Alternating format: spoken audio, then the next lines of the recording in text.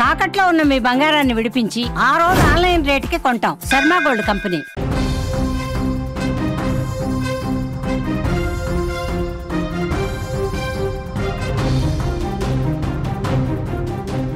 Big breaking news చూస్తున్నాం. కడప జిల్లాలో విద్యార్థిని మృతి కలకలం రేపుతోంది. గండికోటలో నగ్నంగా విద్యార్థిని మృతదేహం పడింది.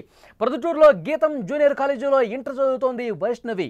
నిన్న గండికోటకు వెళ్తానని ఇంట్లో చెప్పి వచ్చింది వైష్ణవి. ఇంటికి రాకపోవడంతో పోలీసులకు కంప్లైంట్ చేశారు తల్లిదండ్రులు. ప్రొద్దుటూరులో పోలీస్ స్టేషన్లో మిస్సింగ్ కేసు కూడా నమోదైంది. ఇవాళ ముళ్ల పొదల్లో నగ్నంగా శవమై కనిపించింది వైష్ణవి. ప్రియుడు లోకేష్తో గండికోటకు వెళ్లినట్టుగా సమాచారం వస్తోంది. పోలీసులు దర్యాప్తు చేస్తున్నారు. కడప జిల్లా గండికోటలో విద్యార్థిని మృతదేహం తీవ్రంగా కలకలం రేపింది. ప్రొద్దుటూరులోని గీతం జూనియర్ కాలేజీలో సెకండ్ ఇయర్ చదువుతున్న విద్యార్థిని వైష్ణవి నగ్నంగా ముళ్ల పొదల్లో కనిపించడంతో అక్కడ ఒక్కసారిగా కలకలం రేగిన పరిస్థితి. సోమవారం ఉదయం స్నేహితులతో కలిసి గండికోటకు వెళ్తున్నాను అని ఇంట్లో చెప్పింది. కానీ ఇంటికి తిరిగి రాకపోవడంతో ప్రొద్దుటూరు పోలీస్ స్టేషన్లో ఫిర్యాదు చేశారు. ఆమెను గాలిస్తుండగానే ఉదయం గండికోటలో ముళ్ల పొదల్లో యువతి చనిపోయి కనిపించడం దుమారం రేపింది. ఆమె ప్రియుడు లోకేష్తో గండికోటకు వెళ్ళినట్టుగా పోలీసులు సమాచారం సేకరించారు. ఆమె చనిపోయింది ఇప్పుడు పూర్తిగా మిస్టరీగా మారింది. నగ్నంగా కూడా ఉండటంతో అనుమానాలు కనిపిస్తున్నాయి. చనిపోయిన విద్యార్థినిది ఎర్రగుంట్ల మండలం అల్లదుర్తి గ్రామం కాగా లోకేష్ది కూడా అదే గ్రామంగా తెలుస్తోంది. ప్రస్తుతం అతన్ని పోలీసులు అదుపులోకి తీసుకున్నారు. వీళ్ల మధ్య 5 సంవత్సరాలు ప్రేమ వ్యవహారం ఉన్నట్టు స్థానికంగా చర్చ కూడా కనిపిస్తుంది. సీసీ ఫుటేజ్ దృశ్యాలు మీరు స్క్రీన్ మీద చూస్తూ ఉన్నారు. వైష్ణవి ప్రియుడు లోకేష్తో కలిసి గండికోటకు బైక్ మీద వెళ్తున్నటువంటి దృశ్యాలు పోలీసులు సేకరించారు. విజువల్స్లో చాలా స్పష్టంగా ఇది మనం చూడొచ్చు. చాలా దారుణంగా నమ్మించి నయవంచనకు గురి చేసి మోసం చేసి దారుణంగా లోకేష్ చంపేశాడు అంటూ కుటుంబ సభ్యులు తీవ్రంగా ఆరోపిస్తున్నటువంటి పరిస్థితి. గండికోటకు వెళ్తున్నానని చెప్పి ఇంట్లో వాళ్ళకి చెప్పి నేను ఫ్రెండ్స్తో కలిసి వెళ్తున్నానని చెప్పి వచ్చినటువంటి వైష్ణవి లోకేష్తో కలిసి బైక్ మీద గండికోటకు వచ్చింది. పోలీసులు ఆ సమాచారం సేకరించారు. సీసీ ఫుటేజ్లో కూడా ఆ సమాచారం ఉంది. ఎంత దారుణం చూడండి. ఆ అమ్మాయి ఎంత బంగారం లెక్క ఉంది. బంగారంలా ఉన్నటువంటి ఒక అమ్మాయిని ప్రేమ పేరుతో నమ్మించి మోసం చేసి గొంతు కోశాడు లోకేష్. చాలా దారుణమైనటువంటి ప్రవర్తన కలిగి ఉన్న వ్యక్తిగా అక్కడ ఆ గ్రామంలో ఉన్నటువంటి వాళ్ళు చెప్తున్నారు. స్థానికుల నుంచి సమాచారం వస్తుంది. ఎంత దారుణంగా గండికోటకు తీసుకువెళ్ళి అక్కడ దారుణంగా హతమార్చేశాడు లోకేష్ బంగారం లాంటి అమ్మాయిని. ఎంత దారుణంగా పొట్టను పెట్టుకున్నాడంటూ ఆ గ్రామస్తులు లోకేష్ మీద తీవ్ర ఆగ్రహం వ్యక్తం చేస్తున్నారు. లోకేష్ను మాకు అప్పగించండి, లోకేష్ని మేము అంతం చేస్తాం. పోలీసులు కేసులు పెట్టి నెలలు జైలులో పెట్టి మేపటం కాదు, వాడిని మాకు అప్పగించండి. నడి రోడ్డు మీద వాడిని ఉరి తీసి చంపేద్దాం, నడి రోడ్డు మీద వాడిని నరికి చంపుతామంటూ ఆ వైష్ణవి కుటుంబ సభ్యులు బంధువులు ఆగ్రహంతో ఊగిపోతున్నటువంటి పరిస్థితి ఉంది. అంటే 5 సంవత్సరాలుగా ప్రేముంది మనకి. అక్కడ ఆ ఊరి నుంచి వస్తున్నటువంటి సమాచారం 5 సంవత్సరాలుగా వాళ్ళు ప్రేమలో ఉన్నారు. అయితే వీడు బాధలు భరించలేక అమ్మాయి వెనకాల పట్టణం చాలాసార్లు మందలించారు, వినలేదు. వినకపోయినా సరే ఇంకా వేధింపులు ఎక్కువైపోయాయి. వాళ్ళు ఒకసారి ఊరు కూడా షిఫ్ట్ అయిపోయారంట. ఇదే ఊళ్ళో ఉంటే వీడు ఆటలు ఇట్లాగే ఉంటే మా అమ్మాయిని ఇబ్బంది పెడతానే ఉంటాడని చెప్పి ఆ కుటుంబ సభ్యులు ఆ ఊరు నుంచి వేరొక ఊరికి కూడా షిఫ్ట్ అయిపోయారు. అయినా వాడి తీరు మార్చుకోలేదు, ఇంకా అమ్మాయి వెంట పడతానే ఉన్నాడు, వేధిస్తానే ఉన్నాడంటే కుటుంబ సభ్యులు చెప్తున్నారు. ఇక్కడ మనం స్క్రీన్లో విజువల్స్ చూస్తుంటే గండికోటకు వెళ్తున్నానని చెప్పినటువంటి వైష్ణవి లోకేష్ బండెక్కి గండికోటకి వచ్చింది. సీసీ ఫుటేజ్లో పోలీసులు ఈ సమాచారం కూడా సేకరించారు. అంటే వైష్ణవిని ఏ విధంగా లొంగదీసుకున్నాడు, వైష్ణవిని మాయమాటలు ఏ విధంగా చెప్పాడు, నయవంచన ఏ విధంగా చేశాడు, ఎంత దారుణంగా మోసం చేశాడు. బంగారం లాంటి అమ్మాయిని వాడు పొట్టన పెట్టుకున్నాడు. బంగారం లాంటి అమ్మాయిని చాలా దారుణం అంటే దారుణంగా పోలీసులు కొంత సమాచారం చెప్తుంటే ఆ గండికోట ప్రాంతంలో ముళ్ళ పొదల్లో అమ్మాయి నగ్నంగా పడి ఉంది. నిన్న మిస్సింగ్ కేసు నమోదైన తర్వాత మిస్సింగ్ కేసు పోలీసులు దర్యాప్తులుగా చేస్తూ ఉన్నారు. కొన్ని బృందాలుగా విడిపోయి పోలీసులు ఈరోజు ఉదయం గండికోట ప్రాంతానికి సీసీ ఫుటేజ్ ఆధారంగా వీళ్ళు ఎట్నుంచి వెళ్ళారు మొత్తం వివరాలు సేకరిస్తుంటే గండికోటకు వచ్చినట్టుగా చూసి అక్కడ ఉన్నటువంటి ఆ కొండ ప్రాంతం పూర్తిగా ఆ ముళ్ళ పొదలన్నీ కూడా గాలిస్తూ ఉంటే మృతదేహం కనిపించింది. లోకేష్ పారిపోయాడు, పరారీలో ఉన్నాడు. వెంటనే అతన్ని కూడా వలపన్ని పట్టుకున్నారు పోలీసులు. ఇప్పుడు పోలీసుల అదుపులోనే లోకేష్ ఉన్నాడు. ఎంతో దారుణం చూడండి. ప్రస్తుతం కుటుంబ సభ్యులు తీవ్ర ఆగ్రహంతో రగిలిపోతున్నటువంటి పరిస్థితి ఉంది. మరింత ఇన్ఫర్మేషన్ తెలుసుకుందాం. ఈ కేసుకు సంబంధించి మా ప్రతినిధి సుదర్శన్ ఫోన్ లైన్లో సిద్ధంగా ఉన్నారు. సుదర్శన్, పోలీసులు ఏం చెప్తున్నారు? వేధింపుల కంటే కూడా నయవంచన, ప్రేమ పేరుతో వంచాడు. ఆ అమ్మాయిని అన్ని విధాలుగా నమ్మించాడు, నీకు తోడుగా నమ్మబలికాడు. అందుకే ఆ అమ్మాయి నమ్మి అతని వెంట ధైర్యంగా వెళ్ళింది. ఇటు నాకు అండగా ఉంటాడని భావించినటువంటి ఆ అమ్మాయి చివరకు వాడే కాలయముడై ఆ అమ్మాయిని కాటేస్తాడని కూడా ఆ అమ్మాయి ఎప్పుడు కూడా ఎక్స్పెక్ట్ చేయలేదు. అందుకే తల్లిదండ్రుల మాట కాదని కూడా ఆ అబ్బాయితో స్నేహం చేస్తూ వచ్చింది. అయితే గత 5 ఏళ్ల నుంచి కూడా వీళ్ళిద్దరి మధ్య పరిచయం ఉంది, ఒకే ఊరు. కాబట్టి ఆ పరిచయం కాస్త ప్రేమగా మారింది. అయితే ఈ విషయము అమ్మాయి తల్లిదండ్రులకు ఇంట్లో తెలియడంతో వాళ్ళు మందలించారు పలు దఫాలుగా. ఇక్కడే ఉంటే గినా ఈ అమ్మాయిని ఏ విధంగా అయినా అతను మాయమాటలు చెప్పి లొంగ తీసుకుంటాడన్న భయంతో తన అమ్మాయి జీవితం నాశనం కాకూడదన్న ఉద్దేశంతో చివరికి ఉపాధిని ఉన్న ఊరిని కూడా వదిలి వాళ్ళు పక్కనే ఉన్నటువంటి ప్రొద్దుటూరుకి వెళ్ళి అక్కడ జీవిస్తున్నారు. అయితే ఈ అమ్మాయి ప్రొద్దుటూరులోని గీతం జూనియర్ కాలేజీలో ఇంటర్మీడియట్ సెకండ్ ఇయర్ చదువుతుంది. ఈరోజు తన అంటే అది బాలికల కళాశాల, ఫ్రెండ్స్ తో కలిసి గండికోటకి వెళ్తున్నాము అంటే కాలేజీలో తన తోటి ఫ్రెండ్స్ అంటే అమ్మాయిలతో కలిసి వెళ్తుంది అని ఇంట్లో వాళ్ళు అనుకున్నారు. అయితే చివరికి ఆ లోకేష్ తో కలిసి వెళ్ళింది. ప్రొద్దుటూరుకి వెళ్ళి ఫ్యామిలీ షిఫ్ట్ అయిన తర్వాత కూడా వాళ్ళిద్దరి పరిచయం కొనసాగుతూనే ఉంది. అయితే ఈ లోకేష్ విషయం మనం ఎంక్వైరీ చేస్తే ఫ్రెండ్స్ వేసుకొని గ్యాంగ్స్టర్ లాగా తిరుగుతూ తాగుతూ ఉంటాడు, గొడవలకు వెళ్తూ ఉంటాడు అని ఆ అమ్మాయి తండ్రి చెప్తూ ఉన్నాడు. అనేక సార్లు మేము ఆ ఊరి అంటే సుదర్శన్ కుటుంబ సభ్యులు చాలా సార్లు మందలించారు కదా, కేసు పెట్టిన పరిస్థితి ఉందా? లోకేష్ మీద కేసు పెట్టారా? గతంలో ఎప్పుడన్నా పోలీసులకు కంప్లైంట్ చేశారా? కేసు పెట్టేంత పరిస్థితి రాలేదు. ఎందుకంటే ఈఎంఐ కూడా అబ్బాయితో ప్రేమలో ఉంది. ఎక్కడ కూడా ఈఎంఐ చెప్పని పరిస్థితి. ఎందుకంటే నన్ను వేధిస్తున్నాడు అని ఆ అమ్మాయి రిటర్న్ గా కంప్లైంట్ ఇస్తే అది కొంత వెయిట్ ఉంటుంది. కానీ ఆ పరిస్థితుల్లో ఆ అమ్మాయి లేదు, తను నేను ప్రేమిస్తున్నాననే విషయం చెప్పింది. అయినా కూడా అమ్మ మీ జీవితం నాశనం చేస్తా, వాడికి ఎలాంటి బాధ్యతలు లేవు, చదువు సంధ్యలు లేవు, కాబట్టి వాడితో నీకు ప్రేమ వద్దని ఆ అమ్మాయి కూడా నచ్చజెప్పే ప్రయత్నం చేశారు.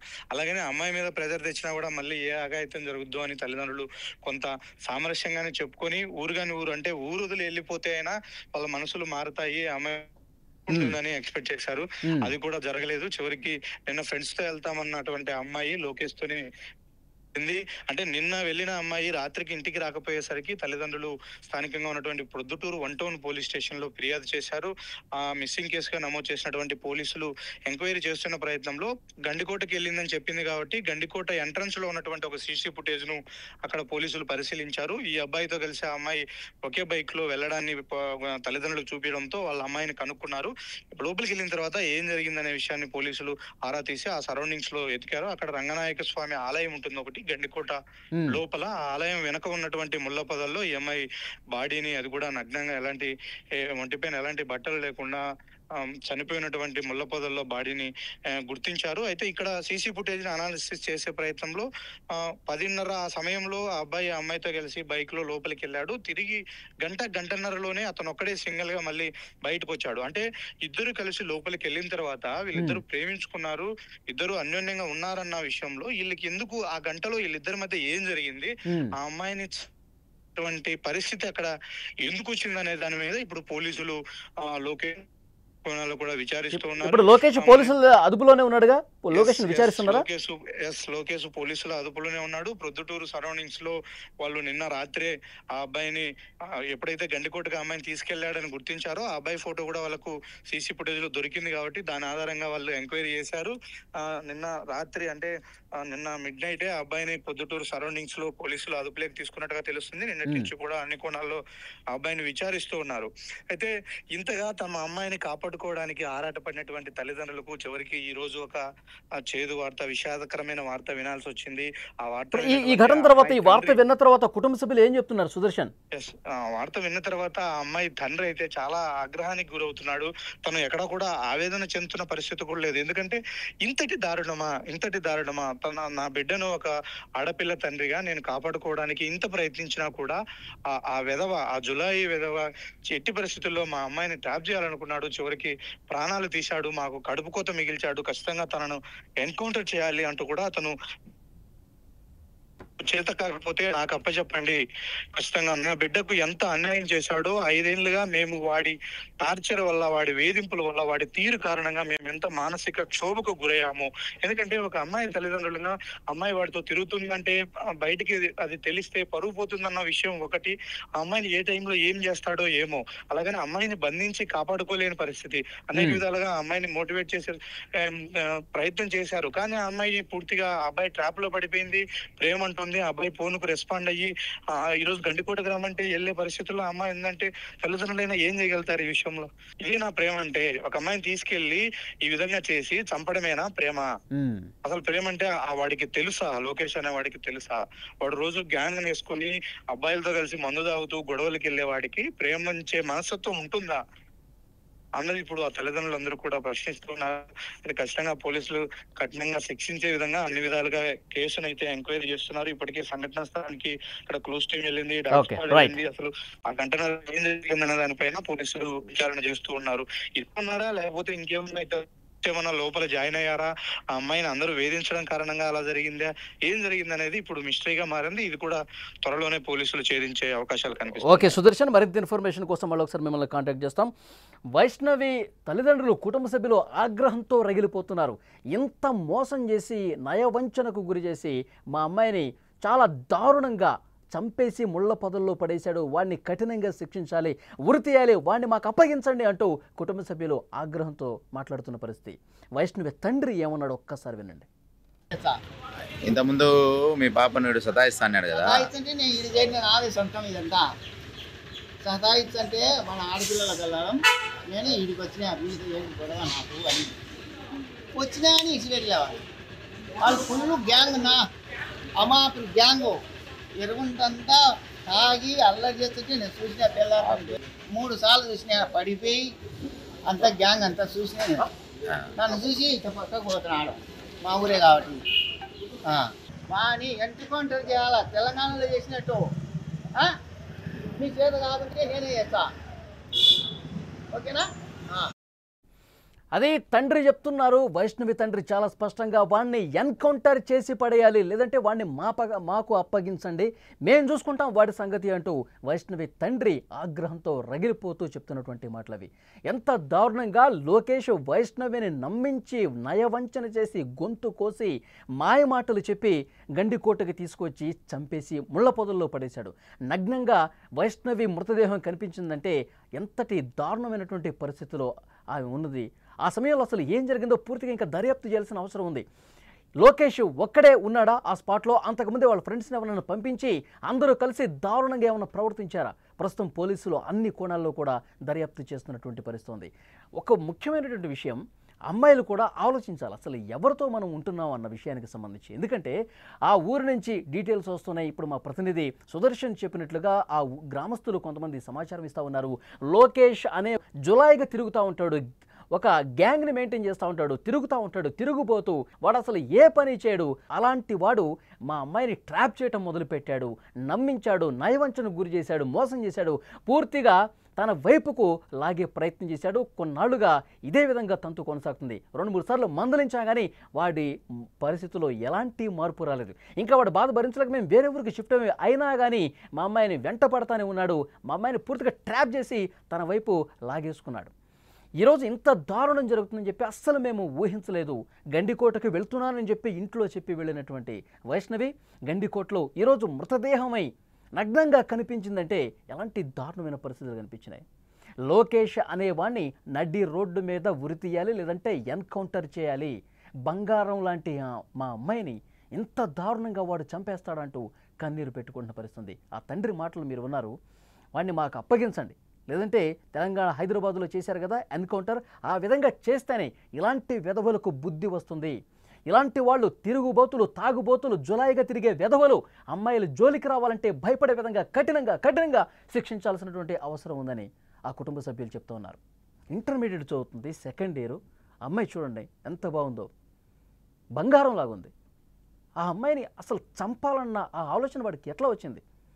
సరే ప్రేమించుకున్నారు, కొన్నాళ్ళుగా ఇద్దరు కూడా ఇంట్లో విభేదాలు ఉన్నా సరే, ఇంట్లో ఒప్పుకోకపోయినా సరే మీరు కలిసి బయట తిరుగుతూ ఉన్నారు. కానీ ప్రేమ నటించినటువంటి ఈ వెధవ నిజంగా మాయమాటలు చెప్పి నమ్మించి ఇంత దారుణంగా గొంతు కోసి, ఇంత దారుణంగా నయవంచనకు గురి చేసి, మాయమాటలు చెప్పి నమ్మించి ప్రేమను నటించి నిర్మానుష ప్రదేశానికి తీసుకొచ్చి గండికోటలో ముళ్ళ పొదల్లో చంపేసి పడేస్తాడు. అది నగ్నంగా. కోపంతో రగిలిపోతున్నారు. వాళ్ళ రక్తం సలసలా కాగిపోతోంది. పోలీసులు ఒకవైపు దర్యాప్తు చేస్తున్నారు, కానీ సంయమనం పాటించండి అని పోలీసులు ఒకవైపు చెప్తున్నప్పటికీ ఎక్కడా వినట్లేదు. వాడిని మీరు అరెస్ట్ చేసి జైల్లో పెడతారు, నెలలు మేపుతారు, ఇంకా ఆంబోతులుగా అతన్ని మేపుతారు.